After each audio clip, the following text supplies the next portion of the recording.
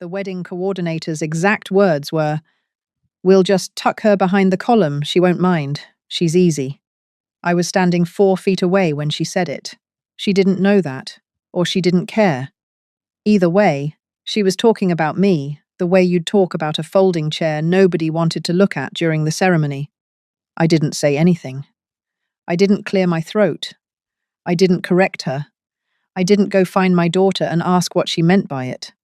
I smoothed the front of my blue dress, the one I'd had tailored twice, so it would hang right on shoulders that carry more than they used to, and I walked to the seat I'd been assigned. Row 4, behind the second pillar of a chapel my late husband had kept out of foreclosure 9 years before anyone in that room ever said, "I do." They could move my chair. They could not move the papers. That's what I kept thinking, sitting there with a support beam eclipsing half my view of my only daughter's wedding, while a sealed letter sat in a lawyer's leather folder 3 rows back. Waiting for a moment, nobody in that chapel, except 2 people, knew was coming. Welcome back to Her Calm Revenge, where the women who get folded into the background are usually the ones holding the ledger. If you've ever been made small at your own family's biggest moment, moved out of the photo, seated out of the way, spoken about instead of spoken, to stay with me, this is where it turns. Stay with me to the end. Drop a comment and be sure to subscribe, because next week's story might be the one you needed to hear first. My name is Carol Bennett. I'm 64 years old, and for 31 years I worked in a small-town bank, most of it across a desk from families reading the fine print nobody else wanted to read. I know what a lien looks like. I know what a promissory note looks like when it's about to expire. I know the difference between a gift and a loan dressed up to look like one. People see a woman my age in a blue dress and cardigan, and they think they know the whole story. They think, retired, harmless, easy to seat behind a pillar. They have never once been right. My husband Walter believed in exactly one thing above all others, and he said it so often it became the background hum of our marriage. A handshake is a nice story. He used to say, but a signature is the only thing that holds up in a room where nobody remembers what was promised. Walter didn't trust memory. He didn't trust good intentions. He trusted paper. That was the whole of him, distilled into a sentence. And it is the reason I was still sitting in that pew 3 years after his funeral, holding something nobody else in that chapel knew existed. We had one daughter, Lauren, and she was the center of both our lives from the day she was born. She married into money, real money, the kind that photographs well. Grant Whitmore's family owned Whitmore Vineyard and Events, 42 acres of rolling hillside with a restored 1920s chapel and a reception barn that had been on the cover of 2 regional bridal magazines. Grant's mother, Patricia, ran the business with a polish that made everyone around her feel one shade underdressed. I liked Grant well enough. Patricia was another matter. Patricia looked at my department store cardigans and my modest little house with the paid-off mortgage, and she made a decision about who I was before I'd said 20 words to her. Here is the thing nobody in that family knew. The thing I want to plant right now so you remember it later, because it matters more than anything else in this story. 9 years ago, long before Lauren ever met Grant, Whitmore Vineyard and Events had been months from foreclosure. I found that out the way I find most things out sideways, from an old colleague at another wedding, who mentioned that Patricia Whitmore had nearly lost the whole place after a bad renovation loan, and that somebody had bought the note off the bank at the last minute and saved it. Nobody knew who. Walter went very still when he heard it, the way he did when a number didn't add up. He didn't say anything that night. But 3 weeks later, I found a folder in his desk with a promissory note assigned to something called the Bennett Family Holdings, LLC, secured against 42 acres outside town. My husband, using our retirement savings, had quietly bought the mortgage note on Whitmore Vineyard and Events. He had no interest in controlling it and no wish to punish anyone. A bank he used to work for was about to foreclose on a family business in a town he loved, and he had the means to stop it and stay invisible while he did. Why would you do that and never tell anyone? I asked him, because owning something quietly is the only way to own it completely, he said. The day people know you're holding their note, they start performing for you. I'd rather just watch and know. I want you to sit with that, because it's the whole engine of what happened at that wedding. My husband didn't have a crystal ball. He wasn't some psychic old man who saw the future. He was a careful man who read a room correctly once, acted on it without a word to anyone, and then did nothing else with the information for years until his daughter fell in love with the son of the family whose business he had personally rescued. Without either family ever knowing, the other held the paper. Walter carried that quiet knowledge for 6 years, saying nothing, watching the vineyard recover from a distance he never once closed. Then his heart began to fail, and in his final year, sensing his time was going, he did what Walter always did. He put it in writing. He drew up a formal letter, notarized and sealed, and gave it to our family attorney, Harold Doyle, a man he'd trusted for 20 years, with one simple instruction. If Lauren ever marries at Whitmore Vineyard, he told Harold, give this to whoever is officiating and ask them to read it aloud at the ceremony. Carol will understand why. He never told me the contents. He told me only this. Carol, if that day ever comes, you'll already know how you were treated by the time the letter is read. Let it speak once, in a room too public for anyone to talk their way around it. That was Walter's foresight, not magic, behavior. He knew his daughter loved deeply and forgave easily, sometimes to a fault. He knew Patricia Whitmore ran rooms like a general, and he knew that I would either be treated with the dignity a mother of the bride deserves, or I wouldn't, and either way, the paper in Harold's folder would tell the truth. I didn't think about that letter every day. Grief doesn't leave room for plotting, but I never forgot it either. It sat in the back of my mind through the whole 18 months of Lauren and Grant's engagement. The way a held breath sits in your chest before you realize you're still holding it. The engagement itself was lovely, mostly. Patricia took over almost everything, which I told myself was generosity. She owned the venue, after all. I offered to help with flowers, with the guest list, with anything. Most offers were met with a bright, closed-door smile. We've really got it handled, Carol, don't you worry. At a family dinner 6 weeks out, when I mentioned I'd like to be seated with the immediate family, Patricia said it plainly, to the whole table, with a little laugh so it could be denied later. Carol is sweet, but she doesn't really understand how formal weddings work. Nobody corrected her. Grant looked at his plate. Lauren looked at me, and then looked away. And that looking away told me more than the comment did. I didn't say a word. I filed it. The way I used to file a client's inconsistent bank statement, not as proof of anything yet, just as a pattern starting to take shape. I want to be clear about Patricia because it would be easy to make her a cartoon, and she wasn't one. She wasn't cruel for sport. She was a woman who had nearly lost everything once, and had rebuilt it into something polished and admired. And somewhere in that rebuilding she'd decided that polish was the same thing as worth. People who don't shine the way she shines simply didn't register to her as fully real.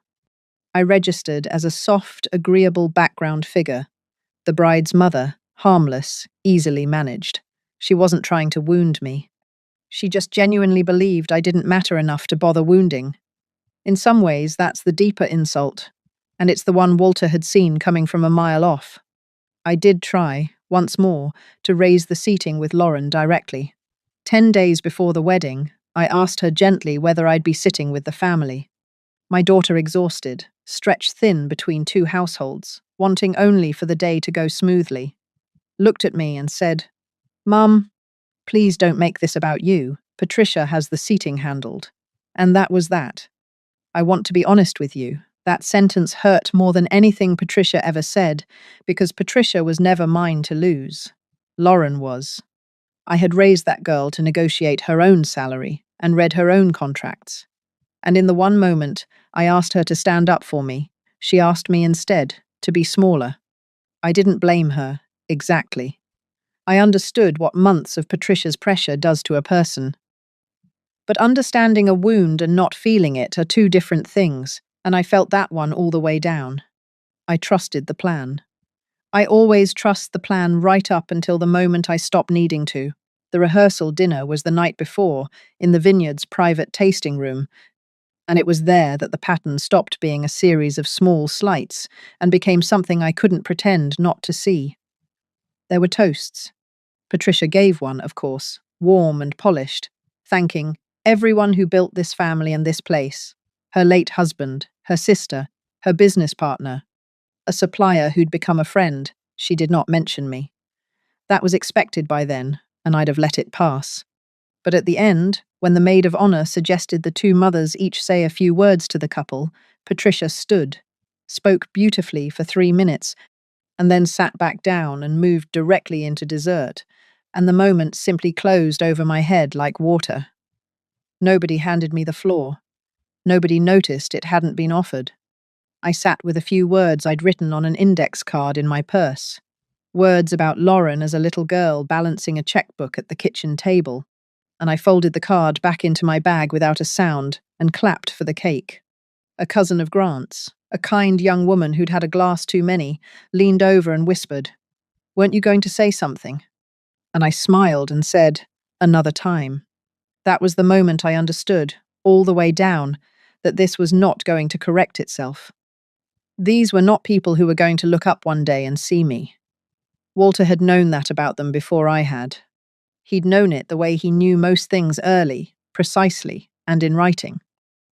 I want to be honest with you about what happened inside me that night, because I don't think revenge is the right word for it, and I've never used it lightly.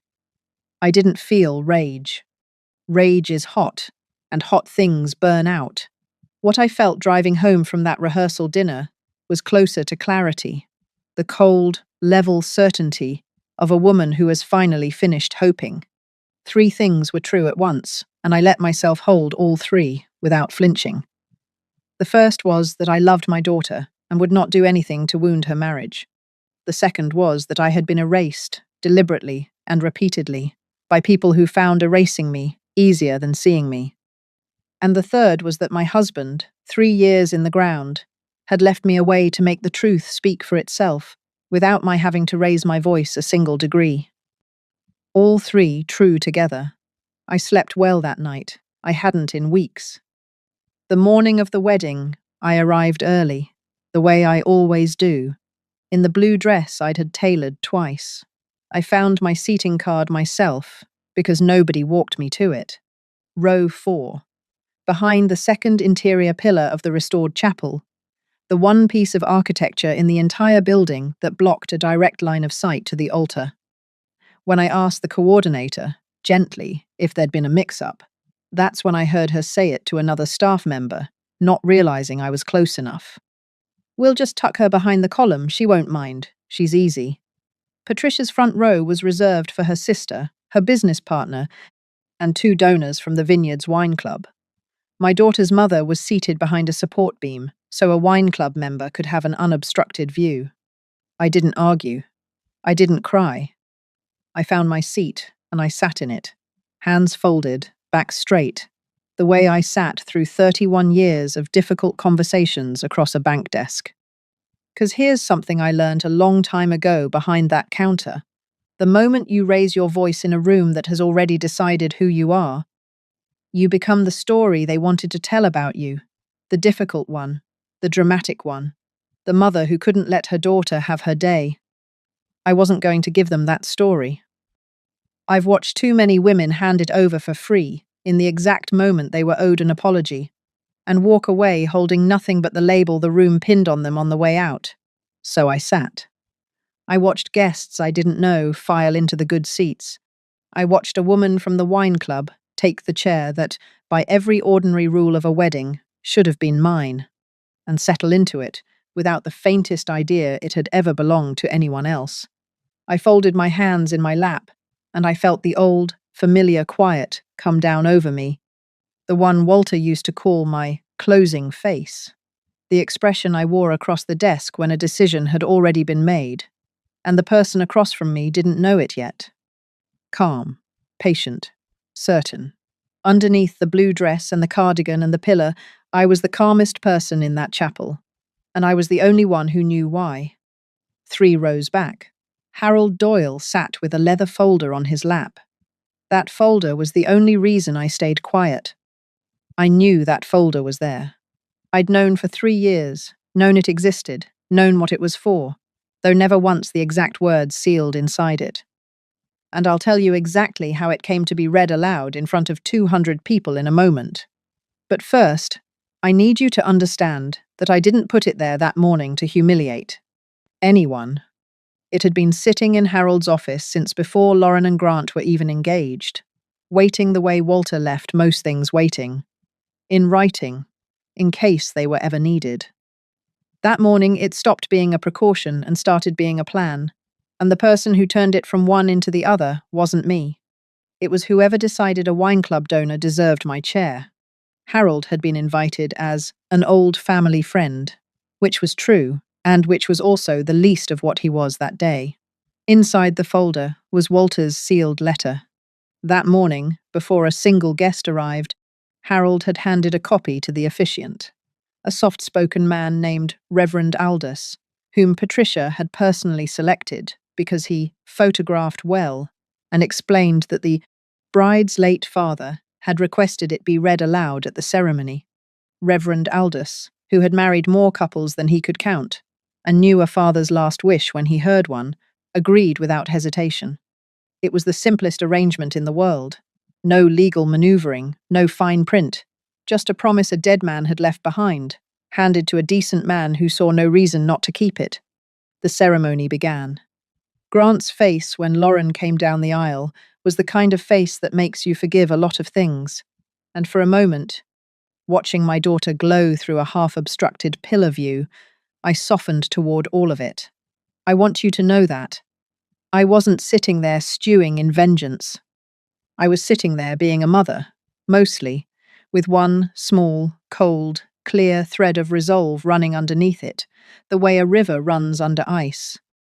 If you've ever sat in a room and watched people you love hand your dignity to someone who didn't earn it, and stayed calm, and said nothing, and waited, then you already know the feeling I'm describing.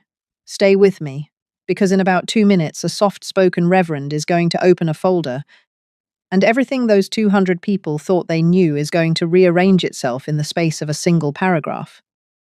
Drop 1 word in the comments right now, just one for every time you were told not to make it about you. I read them. And I want to be honest with you about that thread of resolve, because this is the part people get wrong about stories like mine. I did not want to stop my daughter from becoming a wife. I only wanted the truth spoken before everyone began pretending. That was all. Not ruin, not spectacle. Just the truth, said once, out loud, in front of the people who'd spent months deciding it didn't matter. The vows were lovely, ordinary and lovely, the way most true ones are. And then Reverend Aldous reached the part of the program that read, in Patricia's own elegant calligraphy on the printed order of service, a family blessing. Patricia had planned that moment for herself. She had written her own remarks, a tribute to the family legacy of Whitmore Vineyard, meant to be the emotional centerpiece before the vows concluded. But Reverend Aldous, holding both letters, made a quiet decision about which one a father's dying wish outranked. He looked toward Harold, who gave the smallest possible nod. And then he said, "Before we close, the bride's father asked that a letter be read at this ceremony, prepared before his passing." A ripple went through the crowd, the kind that happens when 200 people realize, all at once, that the program they were handed is not actually the whole story. He began to read. "To whoever is seated in this chapel today, my name was Walter Bennett, and I am not able to be here, but I wanted to be. 9 years ago, before my daughter Lauren ever met the man she is marrying today, I quietly purchased the note on this property to save it from foreclosure. I never told the Whitmore family who held their mortgage. I never wanted credit. I wanted a business that mattered to this town to survive. And I hoped that someday, my own family would be treated the way I hoped that family would treat others once they were safe again. I am asking my attorney, Harold Doyle, to forgive the remaining balance on that note as a wedding gift on one condition: that my wife, Carol Bennett, was seated today with the honor a mother of the bride is owed, in the front row, in full view of her daughter's face. If that condition was met, Harold has my authorization to file the forgiveness this week. If it was not, the note remains active at its original terms, and Harold will explain the balance to anyone who asks. I trust my wife to have told him honestly, because in 36 years of marriage, she never once needed me to check her word. They could move my chair. They could not move the papers. And now, in a chapel full of people who thought they already knew who I was, the papers were finally speaking. The chapel went silent. In the specific way, 200 people go silent when they are all doing the same math at the same time. You could feel it move through the room in a wave. The wine club members, the donors, the friends of the Whitmores who'd spent years admiring Patricia's beautiful, effortless success, all of them recalculating at once. Effortless.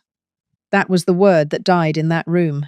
Nothing about the vineyard had been effortless. It had been saved, in the dark, by a quiet man. Nobody in that chapel had ever bothered to know, whose widow they'd hidden behind a pillar. I watched my daughter's face from behind that pillar, one small sliver of it visible between the stone and the flowers, and I watched it move through confusion, then dawning horror. Then, something that looked almost like relief, because Lauren had spent the whole morning uneasy about that seating chart and had never found the nerve to fight it. Grant turned slowly and looked toward row 4, toward the pillar, and for the first time all day, someone actually looked for me. Patricia's face did something I will remember for the rest of my life. It went from polished composure to a kind of grey, calculating panic. The expression of a woman running numbers she suddenly, badly needed to run correctly. Harold stood, unhurried, the way lawyers do when they've been waiting years for exactly this moment.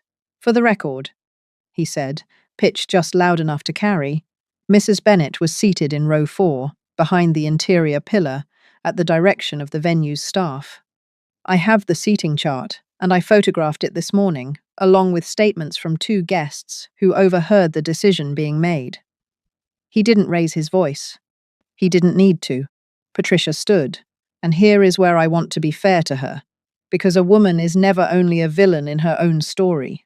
Her hands pressed flat against the white tablecloth, like she needed something solid to hold. "This is absurd," she said, brittle now. "It was a seating error, a coordinator's mistake.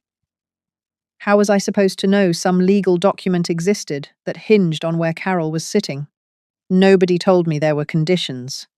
That's the non-apology, and I want you to notice it, because you'll hear its cousins in your own life eventually. Not, 'I'm sorry I dismissed her.' Just, 'How was I supposed to know?'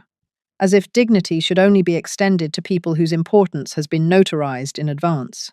As if I hadn't been my daughter's mother for 31 years, without a single clause attached. I stood up myself, then, for the first time all ceremony, and my voice did not shake. 'Patricia,' I said, 'you didn't need a document to know how to seat the mother of the bride. You needed manners. Walter just made sure manners came with consequences, because he knew some people only change behavior when it costs them something.' A few guests applauded softly. The way people do when they aren't sure it's appropriate, but can't help themselves. Patricia's business partner would not meet her eyes. And I watched the room do the thing rooms do when the ground shifts, under someone who has always stood at the center of them. The wine club donors, seated in the good chairs, went very still. A woman in the second row, who I later learned was the president of the Regional Bridal Association, leaned to her husband and murmured something behind her program. These were Patricia's people, the ones whose admiration she'd spent a decade cultivating, the ones for whom she'd built a front row that had no place in it for the bride's own mother. And every one of them was now recalculating what they'd witnessed and what it would mean at the next luncheon, the next fundraiser, the next wedding held on those 42 acres. Patricia had built her whole life on being seen a certain way. In the space of one read-aloud letter, she was being seen a different way entirely, by exactly the audience she cared about most. She hadn't lost money that day. She'd lost the story she told about herself. And I understood, watching her understand it, that Walter had chosen a chapel full of her own people on purpose. He always did know which room a truth needed to be spoken in. Lauren was crying by then. The good kind. The kind that comes when a daughter realizes her mother has been quietly protecting her, long before she knew she needed protecting. She walked straight down that aisle in her wedding dress, past her new mother-in-law, past the flowers, and put her arms around me right there behind the pillar, in front of everyone. "Mum, I didn't know. I swear I didn't know. I would never have let them do that to you." And I believed her, but I also held her a beat longer than comfort required, because we both knew she'd told me not to make it about myself, and we both knew now whose day it had actually needed protecting. Here's what happened next, because I know you want the ledger and not just the feeling. Mercy and consequence can sit at the same table, and that day I made sure they did. I told Harold to forgive the note in full. I never wanted that contested, because punishing the business would have punished my own daughter's new home. But 3 things had to happen, and Patricia signed all of them in the Vineyard's back office, within the hour, hand not quite steady. First, she signed a written amendment to the forgiveness, drafted by Harold on the spot. Second, 11% of the forgiven balance was redirected into an education trust, not for Lauren and Grant, but for their future children, my future grandchildren, administered by Harold and untouchable by anyone else. And third, she signed a short, plain acknowledgement of my standing as a full member of the family, to be read once at their next gathering. Not because a signature could manufacture respect, because Walter always said the same thing: get it in writing and let the behavior follow. I remember the back office being very quiet while she signed. The band was playing cocktail hour music, 2 rooms away, muffled and cheerful, like nothing at all had happened in the chapel. Patricia read each page carefully. She was, whatever else she was, a businesswoman, and businesswomen read before they sign. When she reached the education trust clause, she paused, and I saw her understand something in that pause. It wasn't a fine. It wasn't a punishment aimed at her. It was a gift aimed at children who didn't exist yet, secured against the possibility that the people around them might someday forget to be kind to the ones who came before. She looked up at me, and for one unguarded second the polish was gone, and there was just a tired woman who had almost lost everything once, being shown, without cruelty, exactly what she owed. "He thought of everything," she said. I told her the truth. No, he just thought of it in writing, which most people never do. Patricia Whitmore still runs her venue. She still photographs beautifully. But in the 3 years since, she has never once failed to personally confirm my seat before a family gathering, and she has never again called me easy. At Lauren's baby shower last spring, she walked over unprompted and moved my chair one place closer to the front before a single guest arrived. Neither of us said a word about why. We didn't need to. And Lauren. My Lauren calls me every Sunday now. Sometimes she calls just to ask where I'd like to sit at the next family dinner, and we both laugh a little when she does, in the careful way you laugh about a thing that once cut deep and has finally healed clean. She never told me not to make it about myself again. She didn't have to. She understood, watching a letter she'd never read reach across 3 years to protect a mother she'd asked to be smaller, exactly what her father had understood before her. The acknowledgement Patricia signed that day was read aloud 6 weeks later, at the couple's first hosted dinner on the Vineyard, in front of the same sister and business partner who'd taken the good seats at the wedding. It was 3 sentences long, plain and unadorned, naming me a full member of the family and welcoming me to every table the family ever set. Patricia read it herself, in her own steady voice, because Walter's amendment had specified she would. I watched her read it, and I felt no triumph, only a kind of quiet settling, the sense of a thing finally put in its proper place. Respect that has to be signed for is not the warmest kind. But it holds. And sometimes, with certain people, holding is where warmth eventually learns to grow. If there's one thing I'd hand you from all of this, it's this. Quiet is not the same as powerless. They could move my chair, They could not move the papers. Sometimes dignity does not arrive with shouting. Drop a comment, hit subscribe, and I'll see you next time.